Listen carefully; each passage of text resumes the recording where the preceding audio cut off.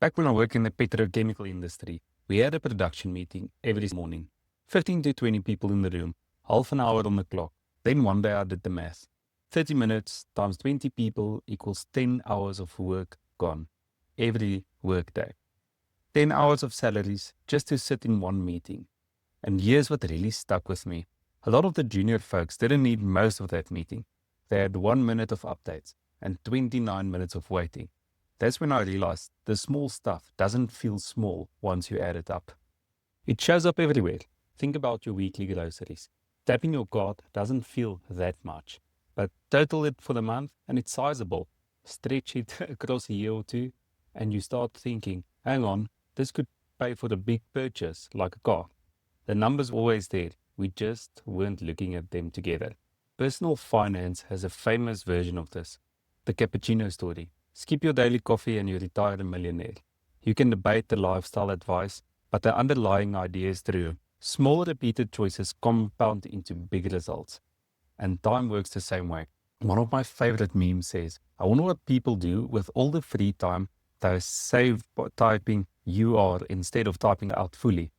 It's funny because those seconds don't change your life, but 15 minutes a day on a repetitive task is about an hour a week. Do that for a year and you've given away roughly 50 hours, a full work week, twice. Let's make a business example. Imagine a doctor's office. The receptionist spends 15 minutes a day phoning patients with appointment reminders, and 15 minutes is conservative. Not a big deal in the moment, but that's 5 hours a month. Over a year, more than a full work week, just reminding people. And that's if it's only one employee. But across a team, and you're paying months of payroll for something that doesn't need to be manual.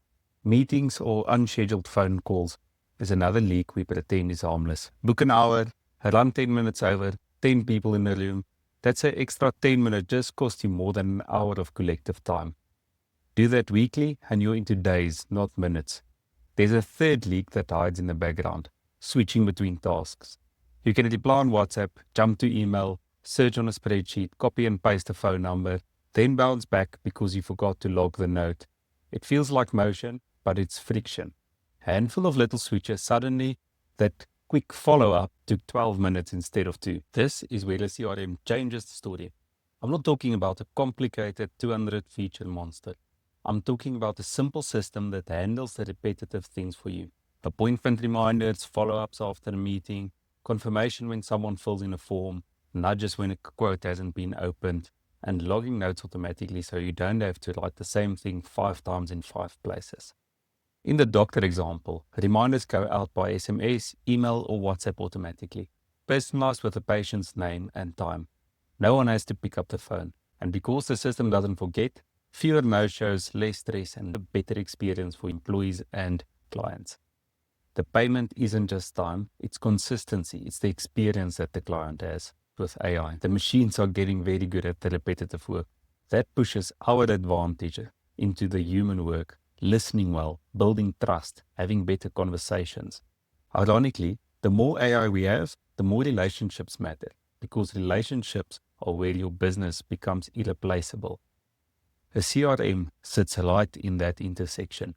It takes care of the routine and frees you up for the human. It's not about replacing people. It's about letting people do the parts that only people can do. While we're talking about scale, you'll hear sensational stories about billion-dollar companies run by 1 or 2 people. Tiny teams with a strong system can punch far above their weight. Think of companies that reach massive valuations with surprisingly small headcounts early on. They build leverage with code, processes, and automation. The takeaway isn't to hire nobody. It's to make every hire count by giving them great systems.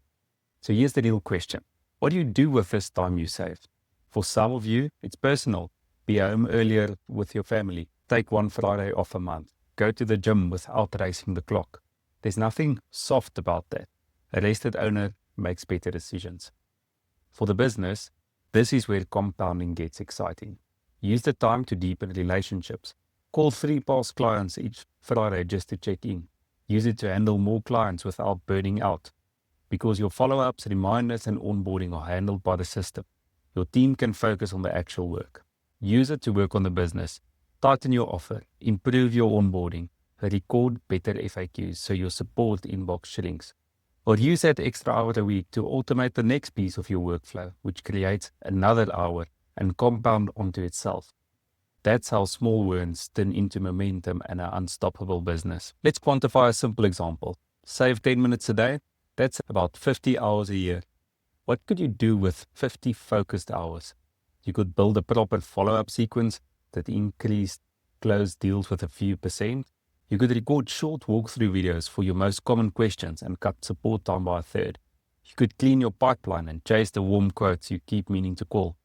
None of that requires a heroic effort. It just requires time you currently leak away. I often speak to business owners complaining about how they can't get to anything. When you lose time, you're not only losing minutes, you're paying for them. That extra 10 minutes at the end of meetings, multiplied by 10 people, multiplied by 52 weeks, is real money. The drip becomes a flood when you run it across a whole year. Systems don't eliminate every leak, but they turn death by 1,000 cuts into small, steady improvements. Let me circle back to why this matters. Time either compounds as a cost or it compounds as an investment. Without systems, it leaks away silently. With systems, the same minutes stack into assets, better client experiences, more consistent delivery, cleaner data, predictable follow-ups, fewer no-shows, higher close rates, and just an overall better client and employee experience. That is how you build not just income, but value. And value matters because one day you want to sell, step back, or scale. Buyers don't pay for chaos. They pay for business that runs on rails. Processes, automation, documentation, and a CRM that proves your client relationships are real and repeatable. That's the difference between owning a stressful job and owning an asset. So if you're listening to this thinking, where do I even start? Start small. Pick one leak. Maybe appointment reminders or post-meeting follow-ups. Missed call text backs. Log notes automatically from your calls and messages so you never rewrite the same thing twice. One leak, one fix, 1 hour a week back. Then reinvest that hour to find your next leak and keep going. At Techanisms, that's exactly what we help businesses do. We build simple, sensible systems that save your time, scale your operations, and increase the value of your business because at the end of the day, you don't just want cash flow, you want a business worth owning. Take a look below. Get in touch and we'll help you identify your biggest time leaks and map the first 3 automations to plug them. Save time, scale up, and build equity. Techanisms, building businesses worth owning.